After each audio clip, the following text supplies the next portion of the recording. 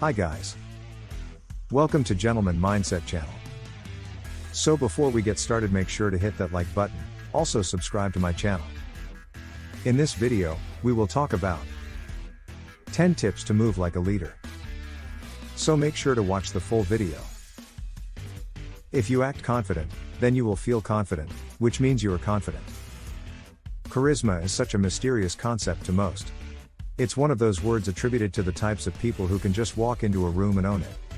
These are often also labeled as leaders, entrepreneurs and risk takers. At least, that is how they are perceived. Being an entrepreneur in a public field of work, where your identity is a selling point for your product or service, requires you to develop yourself as a charismatic personality. People should instantly recognize you as a leader in your field whenever they see you in person or in your videos. I believe strongly that most of what we communicate to others about our levels of self-confidence is through our displays of posture and body language. So in this very straightforward video, I've provided the top tips I've learned from senior managers, personal trainers, dating coaches, dance instructors and athletes about body language. Combine these factors with achieving goals, leadership management techniques and strong public speaking, and people will start describing you as charismatic too. Here are some tips on how to control your movements better. 1. In your mind, move like a predator.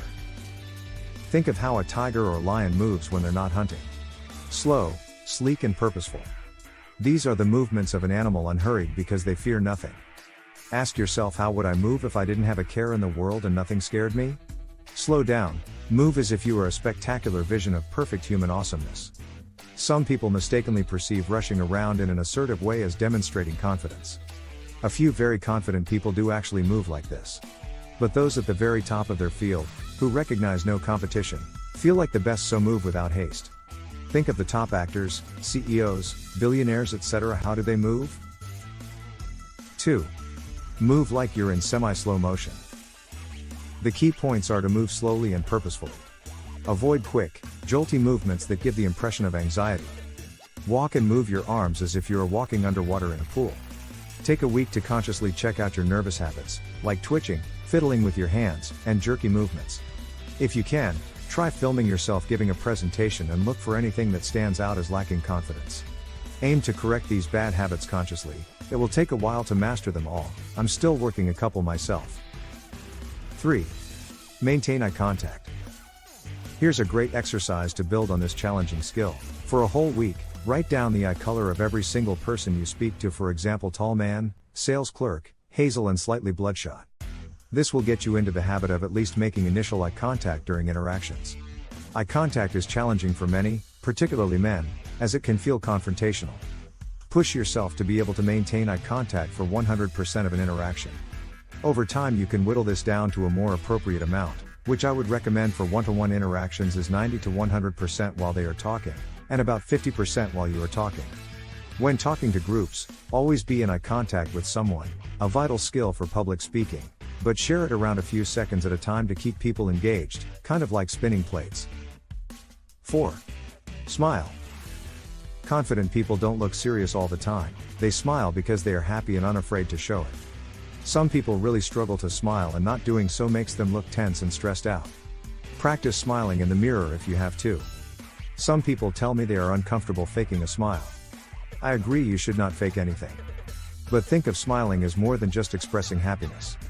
Chimpanzees smile at each other when they are fighting to assure each other that it's just a game. So smile to show that you are relaxed and in charge, rather than just happy, and it won't feel as fake. It's just the same as shaking someone's hand really.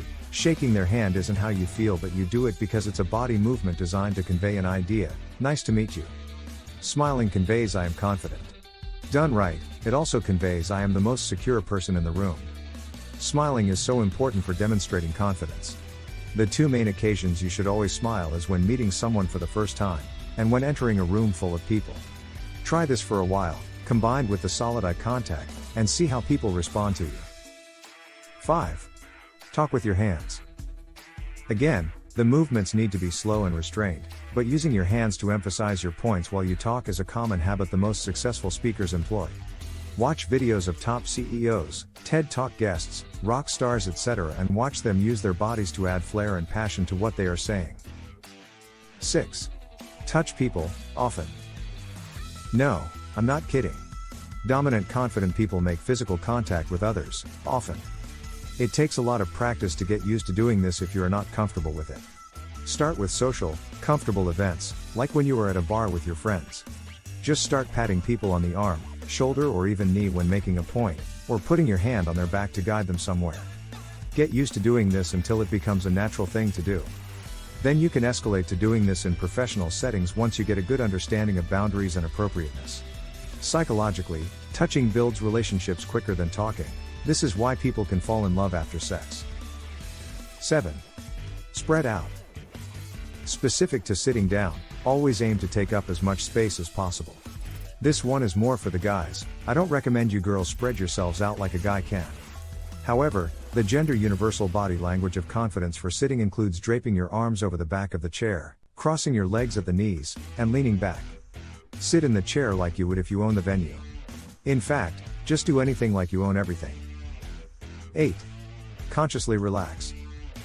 Most people betray lack of self-confidence through being either tense, particularly in the shoulders, or twitchy. For a couple of weeks, focus on reminding yourself to relax your body.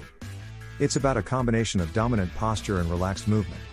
It takes a while to master this blend, so just keep practicing. You'll know you're doing it right when you are moving like the most confident actors in movies do. Watch Vince in the TV series Entourage and you'll get what I mean. 9. Keep your head straight. Don't tilt your head sideways like a curious dog. I do this all the time. It's one of my most annoying habits that I struggle to correct. You can see me constantly correcting it in my videos if you watch closely. The posture rules apply here. Imagine the crown of your head has a string attached to the ceiling pulling your head up and straight. 10. Consider a dancing class or martial arts. Most of my body language skills can be attributed to a number of factors: regular muscle workouts, particularly back to strength and posture, Wing Chun Kung Fu, and salsa dancing. Find an activity that entirely focuses on gaining control of your body, like dancing. Dancing is good because it usually focuses on masculine body language for men and feminine for women. Like it or not, aligning your gender with body language known for it will appear as confident to others. What do you think about our video? Let me know in the comments section below. If you enjoyed this video, make sure to hit that like button. Also subscribe to my channel before you go.